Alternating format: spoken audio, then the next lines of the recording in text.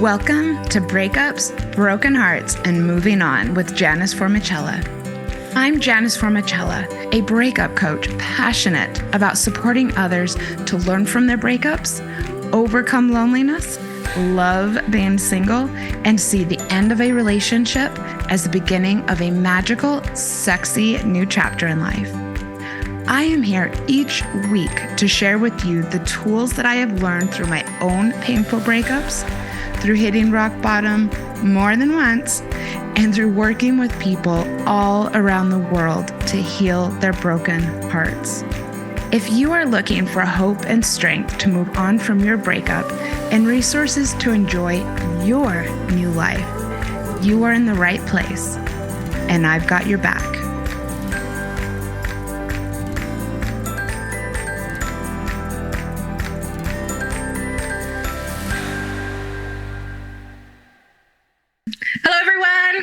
Welcome to this week's episode. I might sound a little bit different. I'm Jessie Marie, and I'm super excited to be back on Janice's podcast to celebrate her 200th episode, where I have the honor of interviewing her. Welcome, Janice, to your own podcast. You're welcome. I'm so excited to be here. I'm so excited to have you. This was such a natural choice. It does feel kind of funny, but I don't know, in a way not. Maybe it doesn't feel funny at all. Maybe it's funny in the non-funniness. I think we've been doing this, like, you and I have been friends for since 2020 now. Mm-hmm. So, and it's like we talk to each other all the time. And then, like, I've been on your podcast a couple of times. Well, you were my first guest. I know. So not only one of my closest friends, one of my favorite co-hosts, you were the first person who I invited on the podcast. I know, it was so exciting. We've really come full circle. Oh my gosh, yes. And I don't know if you want to, maybe we can touch on that as about your humble beginnings of the podcast and where we're going through later in the show. Okay. We can get into that because I know that you've got some exciting news you want to share. That's right. Later. Cool. So how we met, I guess, we just said back in 2020, we were both doing a coaching course. That's right. And I just loved it. You reached out to me and were like, hey, you seem cool. I'm friends. Fuck yeah. Yeah, Jessie and I, like she just said, met in coaching school. And every other week we would have these international Zoom calls where everyone in the course would come on. And there was one night where everybody went around.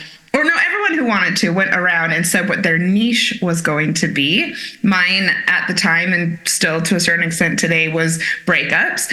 And then when it came to Jess, she said, I want to coach people who are trying to get into alternative lifestyles. You said alternative lifestyles. Yeah, I was trying to be softer about it. Now I'm just I want to coach people on sex and kink and non-monogamy. Let's go. Let's do this. Yeah. So it stood out to me. And I reached out to her and I think, just said hi. I was definitely, out of everyone in the course, this is my person. I'm so glad. And then last year you coming over to New Zealand and us actually meeting each other in person and hanging out. So. Yeah, we are friends in real life. I know, right? It's not just a collaboration. It's not just an online friendship where we, we hang out and tell each other all of the stuff that's going on. Pretty much everything. It's kind of funny. So and we have matching headphones. That's how close. I know. I got mine because I liked yours. I was like, I love these. They're pink and they're shiny. I'm here for it. Cool. Okay. Well, let's start then. Okay, because this is your 200th episode. Oh my God! And it's gone from being in collaboration with someone to on your own journey, which has been a magical, I remember that time of changing over and transitioning into doing it on your own, and how you've just continued from strength to strength on the podcast. Thank you. It's been so cool to see. Why don't we start? Why did you guys back in the day want to start a podcast? It was my brainchild. And partially, I've always been really interested in audio. I love to talk. I love girl talk. I love just talking about everything. Some of my friends will know. And ever since I was in high school, I wanted to have my own radio show. Cool. And it was typical format that I had in mind, where you would come on with your friends and just, talk about dating and sex. And well, I guess in high school, I wasn't necessarily thinking of talking about sex. And then it was a goal of mine that just grew and grew. Then the onset of podcasts several years ago, a bunch of people actually came to me and said that I should start one. It seemed like such a big thing to take on. Then when I was in coaching school, and it was right in the middle of the pandemic, and so I thought, this is my chance. I was in coaching school with another breakup coach, and I reached out to her and said, what would you think about doing this? We did it for quite a while together. It went really well. It kind of skyrocketed ratings-wise, and made my dream come true, I suppose. It's been a long journey. I'm still kind of figuring out a lot of things about it, but I know, a year and a half ago or so, I became a solo podcaster. It's been a lot, it still is. But one thing I know, I'm in it for the long run. I will not stop doing this. It would take a lot. I'm very, very, very passionate about being a content creator. No, and I love it because the conversations and stuff that you have are important to have. And thank you. I feel like audio, everyone's, we've had radio since forever, and then the introduction of internet and podcasting has just been that natural transition to listening, right? I just want to say it's 10 o'clock in the morning here. So for those who don't know, I'm in New Zealand. And we should have mentioned that when we made such a big deal about the fact that I came to visit you. But I guess we should say I went from Denver to Auckland to see this beauty. Aw, I loved it. It was a great time. So it's 10 o'clock in the morning here while we're recording, and so early. I mean, I get for most people it's not early, but for me and my life, it's early. My brain is still waking up, so please excuse me sometimes. No, but I love that. I love that you transitioned into solo podcasting, because you didn't let that stop you, right? And the co-host, she stopped coaching, I think was what happened, right? She went on a different life path. Yes. And you were like, well, I'm not going to stop doing what I want to create. And I love that about you. I love that you weren't just like, oh, well, throw the towel in. It had its dash. You were like, no, I'm going to pivot and do solo. I had a moment of, wow, I wasn't expecting this, because I wasn't. But then, I don't know, I got all jazzed up about it, learned how to edit, got ideas, started doing things a little spicier, which is another goal of mine, which I think we're going to talk about. And came into my own, and I've actually gotten more and more passionate about it. It was the right thing for me, for sure. I kind of always wanted to be the face of it, I guess. And also choose my own content and my own topics and things that reflect more what I'm interested in and what I think is important and what I'm comfortable talking about, which was a little bit of an issue. I felt like sometimes we kept it a bit too tame, and not no more. Yeah, no. And that's what happens when you're working with other people, right? Navigating what your co-host was comfortable talking about and what you were comfortable talking about, which was obviously different levels of stuff, which is awesome. And I love that you have just basically been like, fuck it, I'm gonna keep going, and I'm gonna get onto the more spicier content and topics and start, because I think it's important, particularly with your original, I guess, audience being people who are going through breakups or dating again or whatever. These things are things that they want to know, right? Yes, I hope so. It's fun. And I will say the first 100 episodes or so when we were together, amazing content for people going through breakups. Definitely in the last year, I've continued to do that. And so if anyone is struggling, please go back to the back catalog. We did some remarkable work together. Yeah, totally. On that, let's talk about your journey, right? This is your 200th episode, and I guess this is a great opportunity for your audience to get to know you a little bit better, for us to share some laughs, because why not? Why not, right? So let's I was just thinking of some of the laughs that we had when I was in New Zealand, when we were stuck in traffic and we were I can't actually say what it was that we were laughing about, but I remember a couple times we were just like cry laughing. I guess, yeah. So like the road trip. Oh God, I love that. It was so much fun. We got to know each other better, right? So Yeah. I think it's only fair that your audience gets to know you a little bit more. And you've been sharing yourself for the last how long have you been doing this podcast? Like 2 years? Yeah, 2.5, 3 years. And one of the important things about it, and this was another reason why it was a blessing in disguise for me to go solo, is I really want to put my life story out there. I get really personal. My co-host wasn't as comfortable with that. So ask me anything. My life experience definitely informs what I put on the show almost every 100%. episode. Yeah.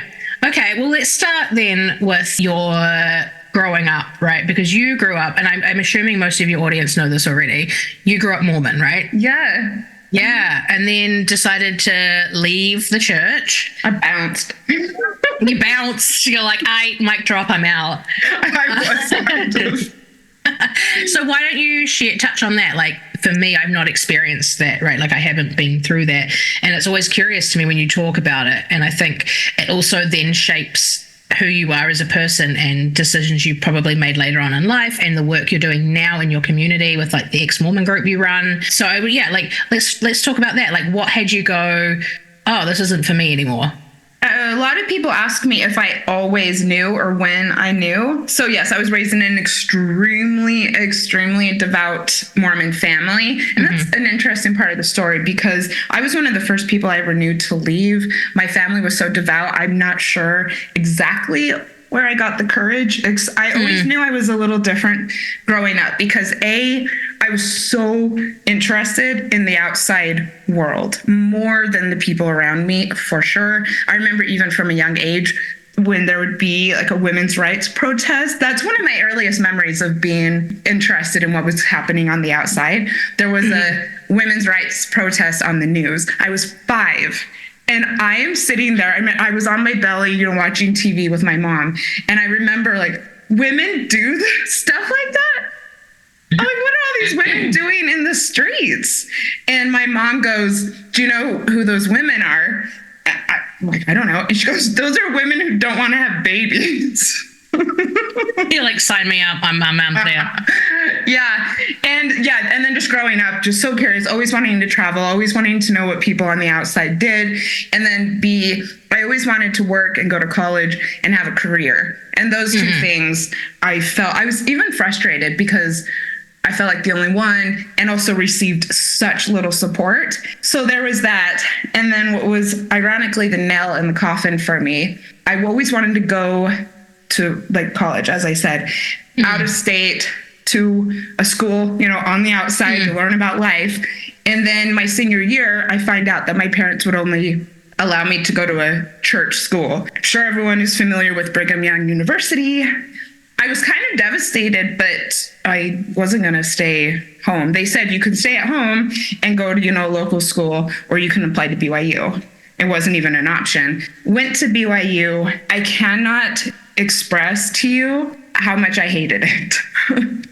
I mean, I was absolutely miserable. My mental health completely went down the toilet. I was the only one who realized that I was kind of in the danger zone with it. It was not like the outside world. It was just as strict as living with my parents, to be honest. And when I dropped out, I had this feeling inside of me that I would just generally be happier and that a lot of my quote unquote problems would be solved if I left it. And it was this huge aha moment for me. And so I did. Oh, and also I was disinherited for leaving. I should probably put that little tidbit out there. And when that happened, for the very, very, very first time, I got the idea that I could actually resign because I was just like, I don't even want my name on the records. Okay, so just back up a little bit. For us who didn't grow up Mormon, didn't grow up in the faith, don't know much. What does disinherited mean, and what does it mean by like taking your name off? Like, leave, like resigning. Like, I didn't know you could resign from a faith. I know. It's not your average religion. Let's just say that. And I do not beat around the bush saying that either. Yeah. I completely disavow the LDS church. So basically, bit of a trust fund kid, I suppose. And when I decided to leave the church and drop out of Brigham Young University, some people would have used the word disowned. Right. I don't quite, because my parents had this weird idea that we were going to stay in some sort of relationship, but that I wouldn't have any access to any of the trust fund anymore, which was absolutely devastating. I actually went to ASU and was right in the middle of my program supporting myself, which I would not have to do if I went to BYU. And yeah, they just came over one night and told me, you're cut off. So that was what put in my mind to resign. The church does keep very, very, very meticulous records of the people who are in the church, partially so that they can collect tithing, keep tabs on people, whatnot. I mean, I think it's the most wealthy religion in America, far surpassing almost everyone else. My name would have stayed on the records as an inactive member. And I didn't want that. I think it's a corrupt establishment. And I also think a church that would actually encourage parents to do this is just evil. I agree. Like, I'm like, isn't religion supposed to bring you closer to your parent? Why, if you choose to leave, I have big things to say about like disowning children based on your faith. I do as well. I went through this whole process of resigning. It was really kind of scary, but also exciting. Like I said, I had not known one person to ever do this before. And when I did it, I felt free. And I mean, a lot of people listening will know that leaving the Mormon church has become quite commonplace today, which I'm happy for. And I'm happy for anyone who decides to leave now. At the time, though, 20 years ago, I was cut off from anyone I'd grown up with, all of my family. It's so isolating. It was. This goes into maybe what you would talk about next, is my own breakup stories. And I will say, at the time, I was with the man who would become my husband, ex-husband.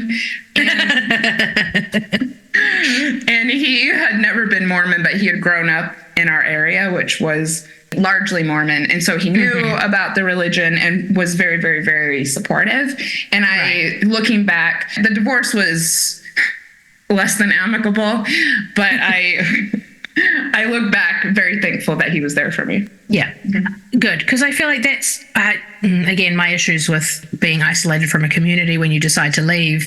Is it really a community, or is it a community based on like specification? Like you have to be in the faith to have that support, which I just think is really shitty, to be honest. And I'm sorry that a little different. I cannot stress how scary it was and how horrible people were to me. Because you would, like 20 years ago, so what, you would have been like early 20s, even younger than that? I mean, I leave like Ish, like, right, no, I know you don't want to disclose age. Like, no, but like, I'm just not going to say specifics about that. No, but like, I mean, like that you would have been like beginning of trying to figure out who you were as a person, as well as, I'm assuming it was around when you were in college, so that's 18, 19-ish, right? And I'm so grateful. As much as, I mean, I guess your ex-husband and you didn't split amicably, at least you had that support, I guess, leaving. Because imagine if you didn't, that would have been fucking horrible. I'm not really even sure how I would have navigated it at all. That's honestly insane to me over here in New Zealand, where we don't, I mean, they're building a Mormon church on the side of the highway at the moment, and it's I saw it when I was over there. So fucking huge. It is. And they're still building it. It's not finished yet. It is crazy. And really, when we say on the side of the freeway, it is like you're just randomly driving, and all of the sudden on the side, there's no other buildings, but just this enormous. That's huge. It was massive. Yeah, and I actually I think I told you, I stumbled upon a Mormon like church in Hamilton down the line. It's beautiful, but I was like, oh no, we'll leave now. Yeah. That's a huge thing, right? That would have defined you in your early 20s, particularly loss of community, and then moving forward, I guess, into breakups and dating and finding new community. So what happened after leaving? Like you said, you and your ex-husband, you separated. It wasn't amicable. Well, we stayed together for several years. We got married really young, definitely as a result of me being raised that you get married really young. I was 23. Yeah, like I said, stayed together, graduated college together. We were both highly successful students. I went to NYU for grad school, and we just couldn't keep it together. The closer, that we both got to 30, you change so much. 20s. And I kind of had the spiritual transformation around, and he just couldn't get on board with it. We started fighting and just couldn't keep it together, which I'm also grateful for. It wasn't a good match in the end. Yeah, and I think we wanted different things. Let's just say. And that happens. Like, I feel like in your 20s is where you're learning more about yourself. And there's something, if you're into astrology, there's something around like 28 through to 30 called Saturn return, which is where Saturn returns to where it was when you were born, right? And it's like this huge thing, and like shifts your world completely around who you are and what you want, and like it starts to solidify you as an adult. And so it would make sense, right? Around that age, you were like, actually, you want to go down this path, I want to go down this path, and it's completely different. It doesn't work for us. Let's call it. So do you want to talk? You said it wasn't amicable. Was it messy? Was it like... Yeah, it was. I mean, by the time we split up because we so severely were not getting along. I've talked about this a little on the show. There was some really crazy gaslighting, like to the point of him actually telling people. It was just classic gaslighting, telling people that I was not listening to him, and it was because that he couldn't get through to me. And I mean, it just got worse and worse. Some of the stories are so upsetting. I haven't even really touched on them. And we got divorced. We kind of hated each other at that point. I ended up moving back to Arizona. It fell apart. And it was actually during that time that I learned a lot about breakups, because like I said, I had been on this spiritual path, and I had attracted a lot of women into my life who were also on the same path. Like the woman I nannied for was this kind of like ex-pastor who was also going through a divorce, by the way. And so this woman I really, really, really looked up to, and we all supported each other. Oh, lovely. And I found that I loved myself way more than I had. I mean, the marriage had been dysfunctional for quite a while. And so I learned all these things, how to deal with it. I was really heavily involved in the life coaching industry at that time. Not as a coach, but as a VA for a coach. Yeah, tangentially involved in the industry. And so I went online one night to see if there were life coaches who specialized in breakups, and I didn't find anything. And so I just logged it back in my brain that someday I might be there to support others. There's a lot of people now who do it, which I'm glad. But yeah, the seed was planted. Oh, cool. Well, I mean, like, sad that you had to go through that experience and be gaslit, but... Well, just when I thought that I was finally getting over the divorce, I met this wonderful, well, I guess not wonderful. I met this very mysterious, interesting man. Oh, one of those. Who, I mean, just gorgeous and just, probably mysterious because he had a lot of shit going on behind the scenes, to say the least. So yes, I moved to Germany.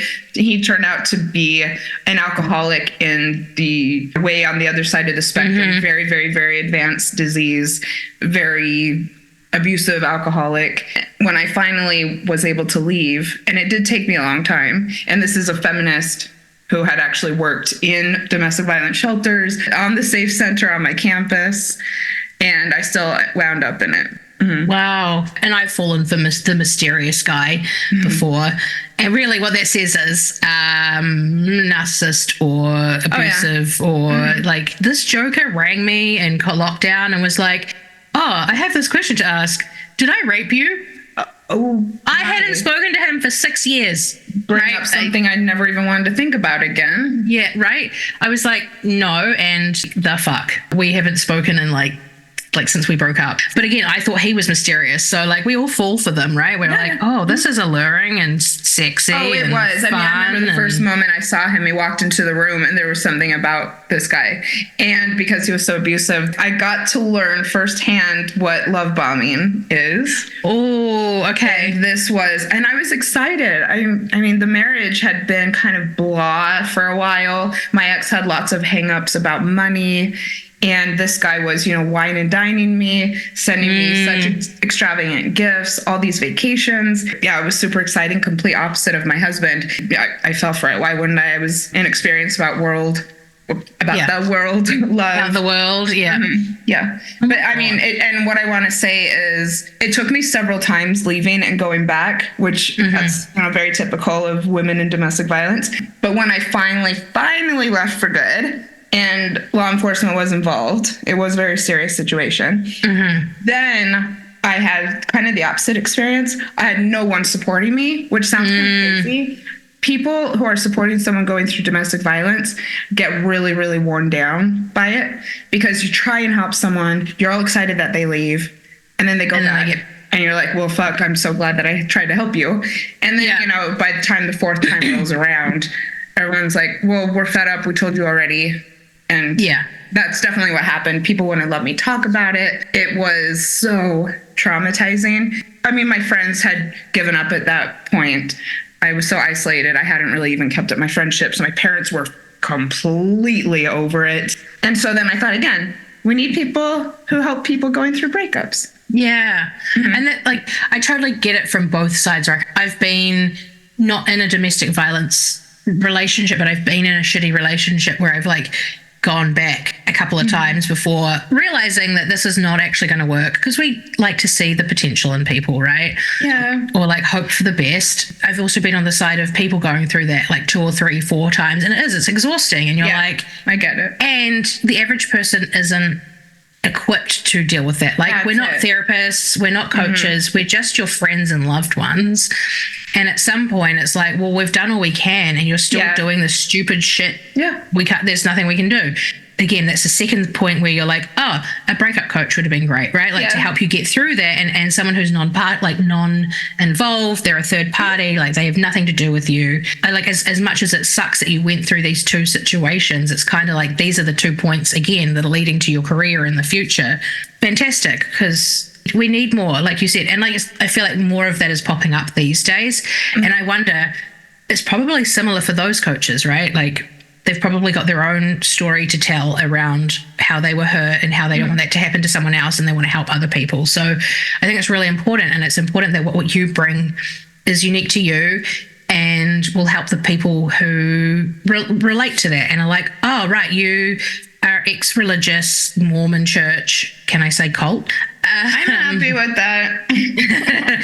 You know, and then a DV, which is hard. People who have not been through DV just don't understand, because it's not just the domestic violence, it's the, like you said, the gaslighting and the love bombing and the oh, I'm so sorry baby, that won't happen again. And the fact that you're still standing is like is just amazing, and like you should be so fucking proud of who you are, like looking back at this and knowing you for like the short period of time that I have. I mean, what, 4 years now? We're still getting to know each other, and it's really cool. Like each time we talk, I love getting to know more and more about you. I love getting to know more about you, and also thank you. I mean, it's been kind of an insane journey. I mean, we haven't even gotten to some of it. So I am really grateful that I can help so many people in the ex-Mormon community, people going through breakups. And I mean, look back on some of it and just be like, wow, I have come a long way. To say so myself. I love that. So what I think, maybe we take a break from the heavier stuff. Okay, that is cool. Let's take a break and shake it up a little bit. I want to know some funny sex stories. I want to know your most embarrassing that you can think of sex story. Okay, I've been relatively lucky. I mean, I will say this. I don't know how detailed I want to get, but when I first left the church, I mean, I was a virgin. I don't know if that's obvious or not, but Mormons are prohibited from having premarital sex. And so I will say it was really hard to navigate. All I really knew is that you should wear a condom. And I mean, even that was hard. Like a couple times it got stuck in me, and that was absolutely horrifying for someone who has never even masturbated to deal with that. And I had not. Had not, and that only became part of my journey several years later in college when I learned about all that stuff. A lot of things tricky to navigate, but I wouldn't say embarrassing, just really weird. Okay. So you haven't been but no, like you haven't ended up in hospital for like having something, nothing like that. No, I haven't. Oh. Neither have I, just for the record, neither have I. I'm looking at you like, is that like, normal? have you not told me something? No. Commonplace, rather. No, I was just thinking of that story. I don't know if you saw it, the guy that went to the MRI. I mean, doesn't that happen No. relatively. Oh no. No, because you're supposed to like. It was. Well, I mean, I know you have to be safe with butt plugs, but I mean, I'm surprised sometimes when I go to the sex shops, they sell some pretty small butt plugs. I know, but like he wore it into an MRI, like a medical procedure, where they have a. Do you know what an MRI is, right? Like I have to have them every 6 months. I thought you were saying he got an MRI somehow because of that. No, he'd left it in on purpose, and went into the MRI, which is a giant magnet. Oh my God, what? Did you not know this? Yeah. And it like ripped through, like it just shot up and they had to stop the thing. Yeah. And he tried the company because they said it was all silicone. I saw a TikTok the other day and it had the box. It was 2 metal balls inside of it. Like it was a vibrating fucking. Do you have plug. a link? I'll have to find it and send it to you. But this is what I talk about this on my revived show. Okay. Yeah, right. Like it's hilarious. So like nothing like that's happened to you, luckily. It has not. No. Okay. So like nothing. Okay. So and then as far as awkward goes, I did have sex so I guess passionately once that my flatmate thought that there was an earthquake. That's great. I love that. No, I'm not kidding. We were talking about it the next day. And he said that he like jumped out of bed and started like holding the walls because he thought that there was an earthquake. You were having bomb-ass sex and that much it shook your apartment. I fucking love it. It's amazing. We don't have time for terrible sex, right? I agree with that wholeheartedly. I think that it would probably be a deterrent dating someone new, which it was. In one of the other weird cases that I had a guy full on start crying because he couldn't keep it up once. We didn't stay together very long. That's a bit awkward. It was, yeah. I'm like, what am I supposed to do right now? Like, they're there. Yeah. It's okay. Yeah, exactly. It was really weird and horrible and very, I guess, indicative of what the rest of the relationship would be like. Yeah, fair. And you don't want to be an asshole either, right? Exactly. But you're kind of like awkward. Yeah, totally. You're like uncomfortable. I'm sorry. Okay, I'm just sorry, imagining that in my head. It was already awkward, because he totally was had trouble performing, and then to add on top of that, just having a complete nervous breakdown. And when I say crying, I mean crying. Oh wow, not like a little tear, like a full-on sob. Yeah. Wow. Mm-hmm. Okay. I mean, at least you got to know it quickly and got out of there. Oh yeah. Yeah. Okay. So let's continue on this journey. Less fun sex facts. Well, fun sex stories. Okay. Fun. You and I you and I share relating in a way in relationship now, which is solo poly or non-monogamy. Yay. I guess I'm non-monogamous in a term of not so much solo poly. You sort of are identifying as solo poly at the moment, right? It's kind of interesting deciding where exactly you fall into this. But that is where I'm at right now. I'm pretty passionate about the solo community, which we might talk about. I'm completely non-interested in riding the relationship escalator, meaning living with someone is nothing that I could really see myself doing. Marriage completely off the table. I like to get to know someone and then just let it go deeper in the connection and just let it be for that, not like what's going to come next as far as our status goes. When did you start seeing that happen? Because obviously you've come out of the church, you're completely mono, never had sex before, you're in a marriage, then you get divorced, then you get into a domestic violence relationship, head over to Germany, right? I did, yeah. Yeah.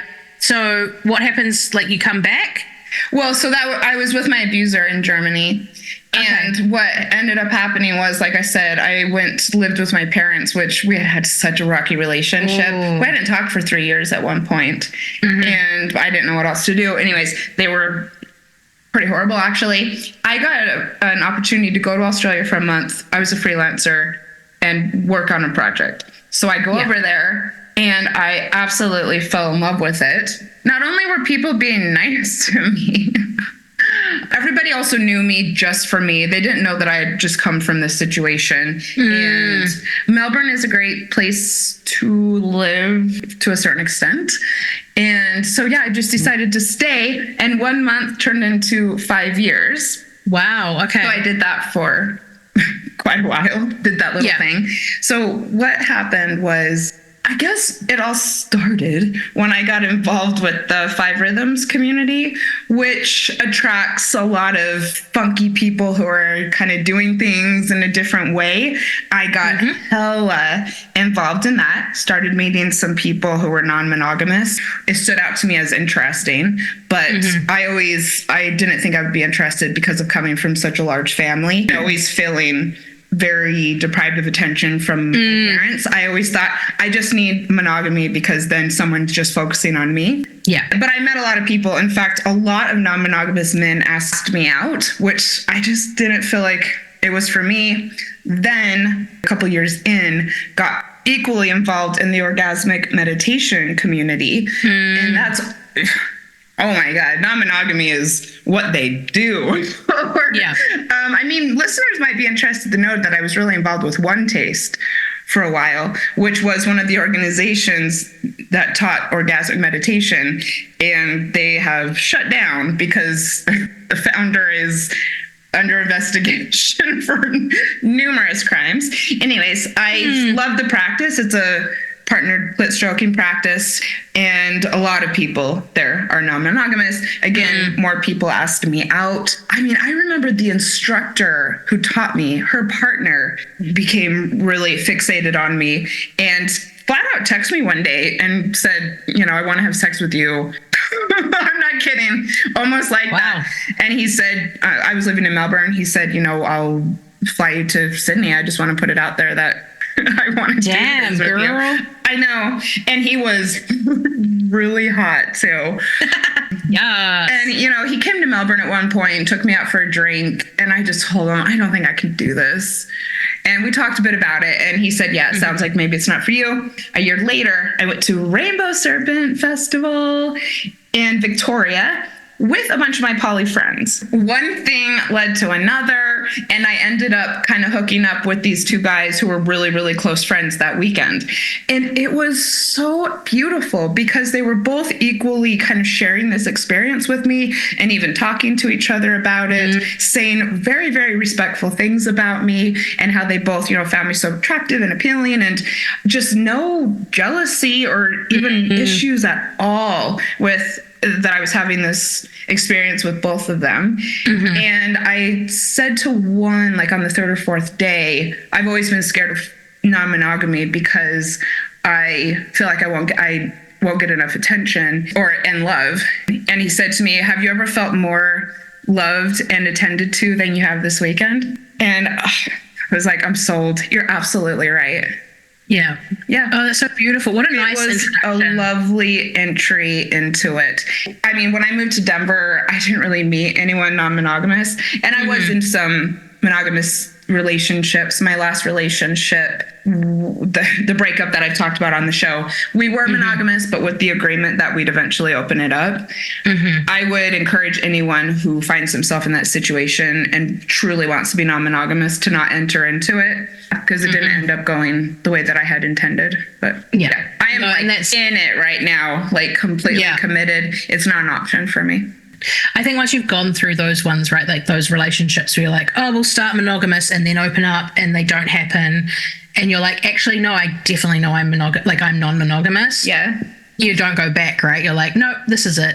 I'm also just kind of passionate just about the lifestyle and the ideals behind it. I think that it's beautiful. I think it's a very evolved way of relating with people. Yeah. I think that it makes you face your shadow side a lot. Yeah. I think it helps you to face maybe the things that you could work through. I always say that it kind of helps to polish out the edges. Yes. Yeah. Oh, Yeah. Personal development 101, right? Like, Yeah. get into a non-monogamous relationship.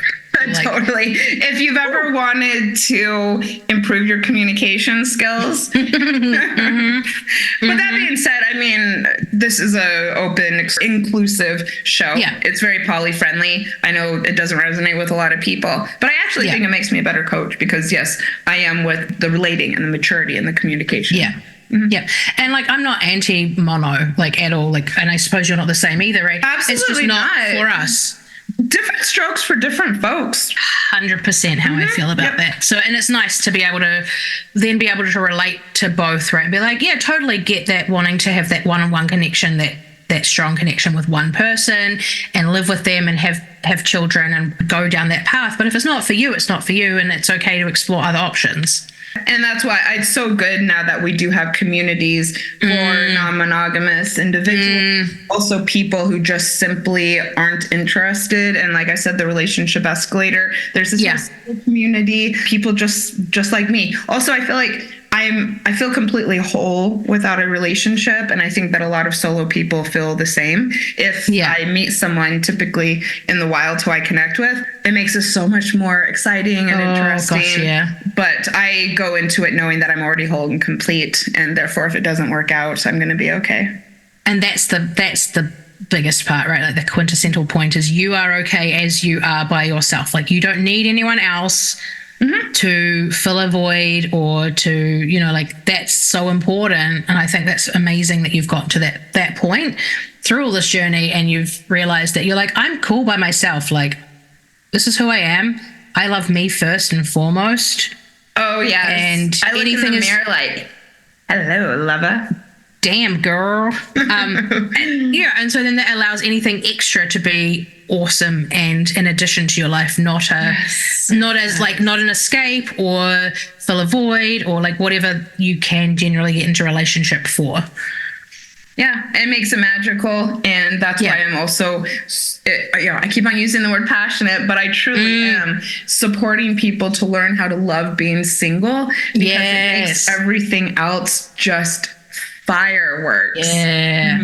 Okay. So on that note, I'm going to move into you some more, like you loving you as you, right? What are your favorite things? Like, what are your, I know, but your favorite like holiday location that you go to yearly? I would love for you to share that because it looks so freaking cool. Okay. But like some of your hobbies, like what are your favorite things? Like when you're at home by yourself doing, what are you doing? What are you getting up to? Well, I like anything that has to do with flowers. I don't know what gave that away, like at all, with your wall of flowers behind you. Yeah. I'm sitting in front of a wall that is covered with flowers that I put up. So I know that seems like kind of a very specific hobby, but I do always, I seek out things and I'm really into aesthetics. I guess would be something about me. So I'm really, really specific about everything that I surround myself with. I mean, I'm looking around right now and flowers in my archway, a big stack of flowers on my shelves, and also, I guess, fashion and wardrobe. Everything is very, very planned out.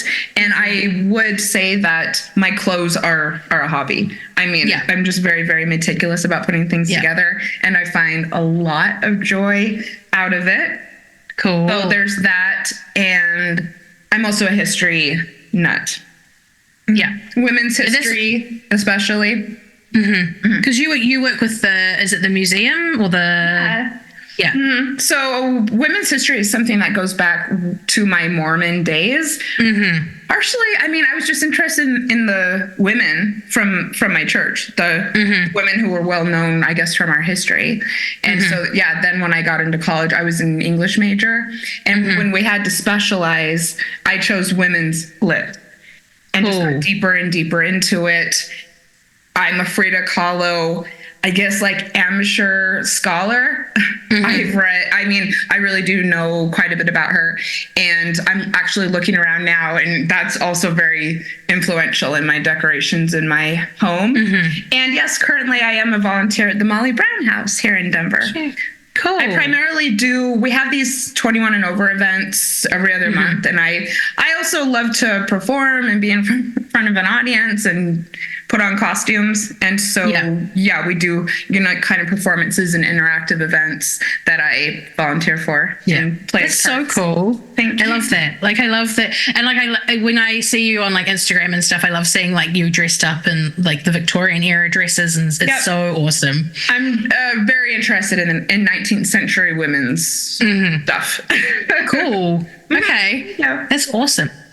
Okay, then. So that's a little bit about you and your personal hobbies. If someone was going to take you on a date, what would your ideal date be? What would you like to do? I was not expecting this. Okay, I have a really good one. So I'm also really into, this is going to sound so horrible. I'm really into bar culture. I just am. I'm sorry. And when I say that, I love a good mixology fancy bar where the bartender just comes up and says, like, what flavor cocktail do you want? And then they mix it up for you. I'm, I guess, kind of enigma in the sense that I love fancy shit, but I also love the diviest dive bar that you can possibly find. And so I would love to be taken to just a notable bar. And then I would love to go book shopping. Book shopping would be so cool. Preferably, if not exclusively, used bookshop. Ooh. Yes, used books are also a interest, if not back to the word passion. And again, I'm looking around my apartment and I have stacks of them. And going to an actual used bookshop, there's just something kind of magical about it. So that would be a good date. Cool. Well noted. Because now you're saying these things and I'm like, there were a couple of places I should have taken you when you were in New Zealand. Well, I might not come back this year as it's looking, but I'll be back. No, totally. I was just like, I know where to take you. Cute. There we go. So if anyone's looking to like take you on a date, there we go. Perfect date idea. Fellas. Not that I'm trying. Yeah, I'm like helping you out here. Like, guys, hint. And having the things that you know that you want to do helps, I guess, in terms of dating. Like, at least you know you're on the same page with someone. If that's not what they're into, then you're not going to vibe, and it's okay. Like, if someone said that they didn't go to bars, I would just be like, hard pass. Yeah. Fair. Like, that's what you enjoy doing. Why not? Yeah. I mean, at least I am just out of, Yeah. See you at the I'll see you at the local dive bar, huh? Yeah. I mean, I have been exploring some dive bars with my friends here in Denver. I went to one about a month ago. Oh my God. I don't think it would be possible for this place to be any divier. I've gone back 3 times. Love it. Love it. Oh, that's amazing. Okay, cool. I do know that you go to Tombstone every year. So let's talk about that a little bit, because I, as a Kiwi, have no idea what Tombstone is until you told me. But it looks hella cool, and I really want to go. But like, is it I'll let you explain it, because again, I'm just going to ask questions. But is it a city? Is it a theme park? What is Tombstone? Theme park. I don't know, man. We don't have shit like that here. I know. And the pictures, I guess, leave. I guess the pictures are kind of ambiguous because I post lots of random things. Like, some things do look like they could be inside of a theme park. I don't know if you've seen Westworld, but it gives me real Westworld vibes. Everyone asks me that, right? So, like, please tell me about Tombstone. So, Tombstone, Arizona, which I didn't mention, I'm an Arizona native. Tombstone, Arizona is way, way, way south, though, of where I was raised. And again, going back to 19th century stuff and cowboy stuff, which is something that is a big part of me. I'm wearing boots. I love that. You always have like the wickedest cowboy boots, and I'm like, these are just And so Tombstone, Arizona, it's an old Western town. It was a mining town. It was a boom town for sure, but one of the most well-known ones. The best, or the most well-known mining town gunfight is called the shootout at the OK Corral. It had to do with Wyatt Earp, Doc Holliday, and yeah, it's still famous today. It actually went through a bit of a recession for a number of years when, it boomed and then it went down and everyone bailed on it. And then, in the 1950s, it was revived, and it's just a little cowboy town. It is quite touristy, I have to say, but for me, I just feel like I can feel the energy of all the really awesome people who walk the streets. The first time, and it's cowboy central. It's pretty much all it is cowboy stuff. The first time I went there was shortly after my divorce. I just kind of wanted to go and do something funky one day. I was living in Arizona, and as soon as I drove up, there was just something about it. Really, it's kind of almost spiritual for the people who are connected to it. Not everybody connects with everything, but for me, I just knew there was something really neat about the spot, and I was very, very drawn to it. And it was in my mind for sure. Why I started going there for the holidays is when I moved to Denver, I live alone. I have no relationship with my family anymore. And I found that Christmas, as much as I would pump myself up for it, it just was kind of depressing for me. And then my birthday as well, being alone just was triggering for me. And so Christmas came around 3 or 4 years ago. So I've been there 3 times for Christmas. And I just thought, okay, I can't go through this again. What could I do to get out of Denver, and what would really pump me up? And I was just like, I don't go to Tombstone for Christmas. I started going. And again, as soon as I rocked up for Christmas, just like, this is my spot. I cannot get away from it. I obsess over what my next trip is. I'm constantly planning it. I stay at a dude ranch called Tombstone Monument Guest Ranch, ride horses all day, go into town. Sometimes I just walk the streets, just kind of looking at everything and just remembering, who was here 150 years ago. And I love it. It's my spot. I went there just now for Christmas, and I went there an extra day this year, and I always have little tears when I leave just because I love it. And I'm just connected. And it's not somewhere you would move, though? A lot of people ask me that. And the thing is, I feel like if I was there every day, that it would lose some of the some of the magic.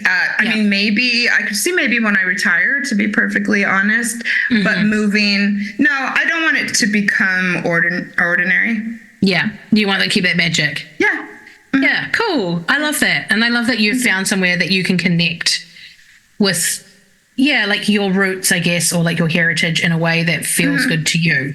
I think so as well. I do think that it's cool that it's in Arizona, because that's where I'm from. And I would not expect myself to ever spend anywhere else for Christmas. I can tell you that. Everyone's got their rituals right around Christmas. So what's any different for you going down to Tombstone? Riding horses on Christmas Day. And then I always go down to town. The streets are completely deserted. And I do this little solo photo shoot and just wander around. I know. I think people think I'm kind of weird because there's this girl just walking the streets, taking pictures of herself.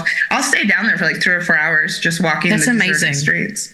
I really want to go now. That sounds like a cool place to go. I wouldn't say no. I'll be over. Well, I'll be in. Maybe I'll join you for Christmas this year. I mean, definitely. Mm-hmm. That seems like a good place for us to. I'm going to shift gear now because I think you've listened to us for about an hour now talk, and it's great. And I did mention at the beginning. I mentioned at the beginning that you had some news to share. Yeah. So I want to ask you, what are your goals? Where do you see yourself going for Janice and your podcast and your coaching? Like, where are we going? What's happening here? Okay. I do have a lot of plans, and I'm smiling so big right now as we're about to get into it.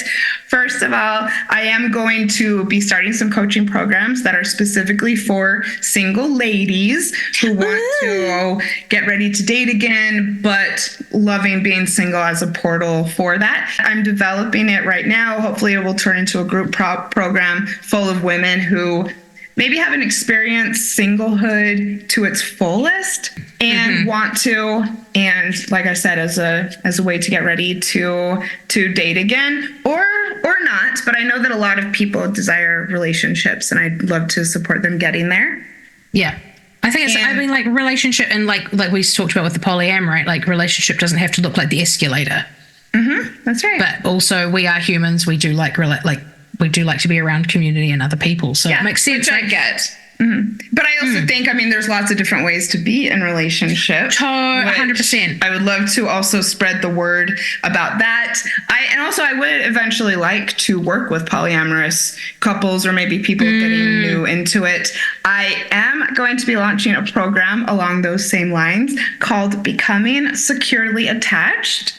Ooh. Yeah. I know that a lot of people are interested in attachment style. One of my misgivings about the conversation around attachment style is that we tend to focus a lot on what one's attachment style is and coping with that rather than how can I go from my current attachment tendency toward more securely attached. And that's what I would love to support people to do. I look forward to seeing it come out. Thank you. I'm developing it as we speak. And everybody get ready because Sex and the Solo Girl will be coming at you wherever you listen to podcasts soon.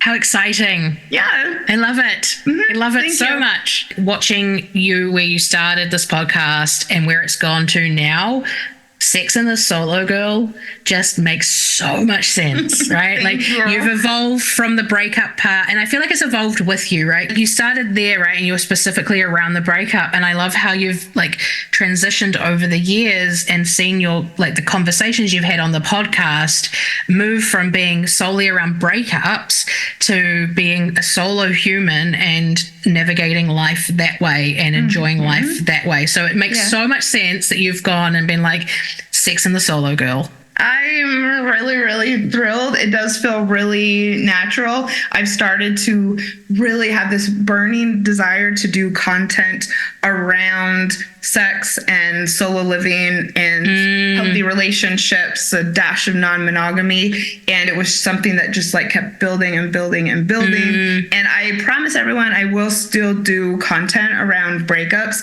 but it's also going to be just generally how to enjoy being solo, generally how to enjoy being single, generally how to just have a spicier sex life. Yes.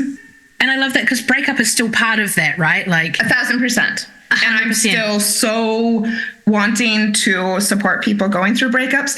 And I also want people to know I will still do breakup coaching completely, but I'm going to be expanding my offerings. Yeah, I love that for you. I think it's so like perfect. Thank you. One of my mentors came to me a short while ago and said, I'm just really feeling like you do so much more than breakups. So much. Oh, I've seen it for years. I like the last couple of years, I'm like, yeah, you need to shift. It's just, you know, the conversations we constantly have. And like, cause that's what I coach in like sex and kink and non-mono and recently like the last couple of years I've been single. So like I've been sort of going through this journey at the same time and you know that, and it's been so nice to have these conversations with you and be like, let's jump on and talk about it. Like, let's share that because we're not the only ones going through this. No, we're not. And I think a lot of people are curious about certain things. I'm really curious about spreading certain things. Sex positivity is something very important to me. I think that you can just expand your life in general, the way that you connect with people, just pleasure that you have day to day. If you can allow some of this in, I think that some people are really stuck when it comes to sex and self-pleasure and communicating with partners and knowing what your options are, knowing what's accessible to you. I want to be a part of spreading that. Yay! I'm so excited for you. Thank you so much. I'm thrilled about it. Yeah. Cool. Well, on that note, I want to say thank you so much for being on your own podcast today. Thank you for letting me interview you and finding out more about you to share with your listeners, sharing that huge news. I can't wait for the first Sex and the Solo Girl podcast episode to come out. Girl. Yes, please keep your eyes on this space. I will take a very short break, like literally a week, announcing it, letting everyone know, and then boom, Diving we're on going into it. Everybody buckle up. This is going to be so much fun. If you have a maybe suggestion or a request for a certain topic, I mean, I'm going to be doing it all. So just, in fact, that's why when you mentioned the butler thing earlier, I was seriously like, I guess that could be an episode, really. Balls deep. We can get balls deep into stuff. And that's what I love about how where you're moving in this is it opens so many doors for you and it opens so many discussions. And I think it's discussions that need to be had. It's important, particularly sex. I'm so excited for you. Thank you. And just sitting here talking about it, I'm just like feeling what we would call the turn on. You know, my cheeks are a little flushed. I can't sit still. My smile is huge. And I'm excited. I hope my listeners come on the journey with me. Get on the sex train. Get on the sex train. All right. Thank you, Jazz. No, thank you. It's been an honor. Well, everyone keep your eyes out for Sex and the Solo Girl coming at you soon. See you soon. Bye.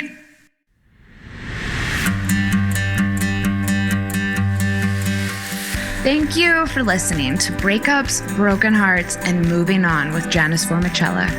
I sincerely hope that you found today's episode inspirational or useful. I would love to support you on your healing journey.